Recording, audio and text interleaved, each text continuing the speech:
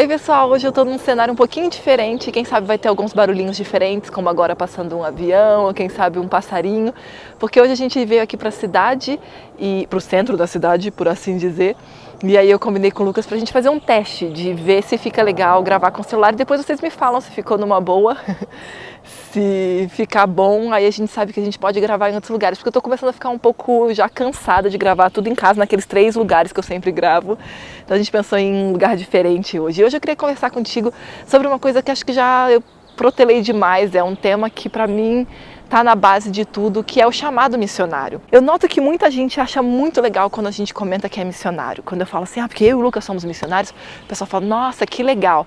Mas o sentimento que eu vejo que é mais forte é tipo, ai, que bom que tem alguém fazendo alguma coisa, porque eu não tenho tempo, eu tenho tanto para fazer.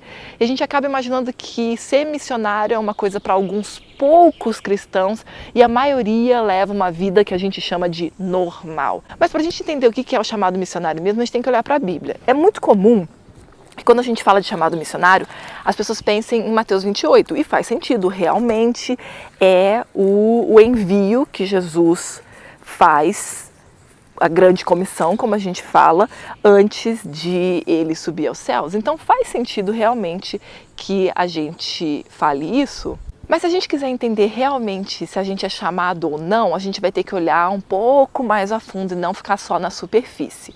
Porque, por exemplo, existe uma citação que eu gosto muito, eu vou colocar aqui embaixo, é de um livro chamado O Desejado de Todas as Nações, e fala assim: todo verdadeiro discípulo nasce no reino de Deus como missionário. E aí as pessoas usam isso para dizer assim, tá vendo? Todo cristão é um missionário. Como se fosse assim, tá, se eu me batizei ou se eu aceitei a Cristo, então eu já sou missionário. Só que as pessoas não percebem é que a citação fala muito claro que não é todo membro de igreja é um missionário. Fala que todo verdadeiro discípulo é um missionário. Então aqui a gente já entende, e isso é um conceito totalmente bíblico, que quem segue a Jesus, quem é um verdadeiro seguidor de Jesus, vai então fazer o que ele manda, que é ir e proclamar a mensagem. Então se a gente quer entender o que é o chamado missionário, a gente tem que voltar e ir então agora mais a fundo. Por exemplo, a gente tem que olhar para histórias em que Jesus enviou pessoas. E quem sabe essa história você já ouviu, já conhece, já leu no seu ano bíblico, mas não prestou muita atenção, que é o envio dos 70. Então quando a gente olha para Lucas capítulo 10, a gente tem aqui a história de quando ele enviou 70 dos seus seguidores. A gente sempre pensa em discípulos, só os 12, mas tinham muitos mais seguidores, pessoas que estavam sempre seguindo a Jesus para onde ele ia, e alguns inclusive deixaram ele depois que ele falou certas coisas que eles não gostaram muito, e eles deixaram Jesus. Mas aqui a gente tem então um envio que mostra pra gente como é que funciona. Abre a sua Bíblia, por favor, no capítulo 10 de Lucas, e olha o que diz aqui. E diz assim: depois disto, o Senhor designou outros 70 e os enviou de 2 em 2 para que o precedessem em cada cidade e lugar onde ele estava para ir. E lhes fez a seguinte advertência: a seara é grande, mas os trabalhadores são poucos. Rogai, pois, ao Senhor da seara que mande trabalhadores para a sua seara. E no terceiro verso ele fala simplesmente, ide.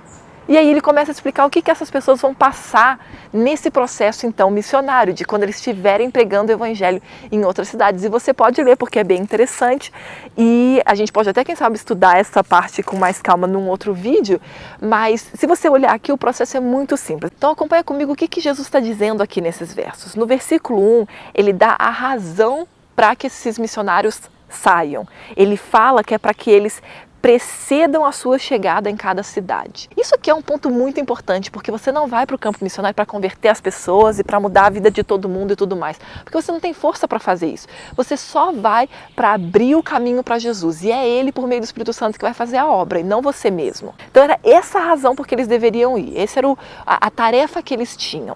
Já no verso 2, ele dá a necessidade, porque se a gente não tiver consciente da necessidade, a gente acaba desanimando, desistindo, mas quando a gente entende que a gente está indo para lá, porque a seara é muito grande e tem já gente demais sentada na igreja esperando acontecer alguma coisa e não tomando a responsabilidade, a gente percebe, não, eu tenho que ir até o final, porque se eu não for, Não vai ter outra pessoa para fazer isso. E aí, curiosamente, o terceiro passo é simplesmente Jesus falando, ide. E aí, quando a gente volta para Mateus 28, faz todo sentido que ele fale ide. Porque ele estava falando ide para pessoas que já tinham entendido todo esse processo. Quando a gente lê Mateus 28, na verdade, acaba que a gente só acha muito bonito, muito interessante. A gente fala assim, legal, para os que querem ir faz todo sentido. Você tem que ir e fazer discípulos e batizar o nome do Pai. Aí a gente olha e fala assim, realmente isso aqui é as instruções para quem é missionário. Mas quem é missionário no final dessas contas? Quem que está sendo chamado para ser missionário? Quem sabe você não está sendo chamado para ser missionário é Leimar, mas todo seguidor é chamado a ser missionário. O problema é que a maioria das pessoas hoje em dia já nem se veem mais como realmente seguidores de Jesus. Eles se veem realmente como simplesmente cristãos que vão na igreja, frequentam um clube que tem uma série de atividades, que você encontra seus amigos e tudo mais, mas não quer dizer realmente ter a Jesus como Senhor da sua vida. E eu bato muito nessa tecla quando eu estou conversando com amigos e tudo mais, porque é muito comum as pessoas olharem para Jesus como o Salvador, mas elas não querem ter Jesus como Senhor, como o dono da sua vida, como aquele que agora vai te dizer o que fazer, que caminho seguir. A gente quer às vezes que ele fale quando a gente está em problema, mas não quando a gente está na vida calma, na nossa vida normal, aí a gente quer tomar a dianteira. Mas se a gente entender que Jesus é o nosso Salvador e o Senhor da nossa vida, a gente vai entender que só tem um caminho, fazer o que Ele está pedindo. E o que Ele está pedindo para a gente fazer em toda a Bíblia? Para que a gente vá para fora dos nossos ambientes que a gente conhece, do que é gostoso e confortável e tranquilo para a gente, e fazer algo para levar a mensagem para os outros. Até porque Ele sabe que é assim que a gente vai se manter salvo. Porque quando a gente começa a viver uma vida só pra gente, vai ser muito difícil ficar salvo, porque o egoísmo é o contrário de tudo que é o amor de Deus. E por isso que tem pecado nesse mundo, porque Satanás começou desde lá, muito tempo antes, com o egoísmo, com um sentido de viver só para si, com um sentido de só buscar o próprio interesse. E quando a gente vive uma vida entre aspas, cristã só pra gente, a gente cai nesse mesmo engano. Se a gente quer viver uma vida realmente cristã, a gente tem que viver como Cristo. Foi por isso que os discípulos foram chamados de cristão, porque eles viviam como Cristo. E é por isso que eu te digo, muita gente se questiona, será que eu fui chamado para ser missionário? Você não tem que ter dúvida se você foi chamado para ser missionário. Existe um missionário que a gente admira muito, eu e o Lucas, eu digo a gente porque o Lucas está atrás do celular gravando e só rindo, fala oi amor. Oi. Oi. E a gente admira muito, e vocês já sabem, quem já acompanha os vídeos sabe que a gente ama a história de Hudson Taylor. Eu indico mais uma vez que vocês leiam, tem a biografia online, você pode pegar em PDF gratuito na internet. E no final do livro, o autor, que é o filho ou o neto dele, eu nunca lembro, mas eu vou checar e depois eu faço a correção aqui embaixo. E ele fala, se Hudson Taylor ainda estivesse vivo, ele falaria o que ele sempre disse, o que ele viveu para mostrar para as pessoas, que não existe dois Cristos, alemão, dois Cristos. Um Cristo que é tranquilo, como a gente diz em inglês, easy going, que é aquele assim, não, é só para você curtir, para você levar uma vida mais agradável. E tem aquele Cristo que é o Cristo de carregar a cruz, de levar uma vida de abnegação, de serviço. Não existem dois Cristos. Quando a gente olha para a Bíblia, só tem um. O cristianismo moderno criou um Cristo que é um Cristo só que é meu amigo, é um companheiro para quando eu quero, mas a Bíblia não tem. Em nenhum lugar você encontra esse Cristo.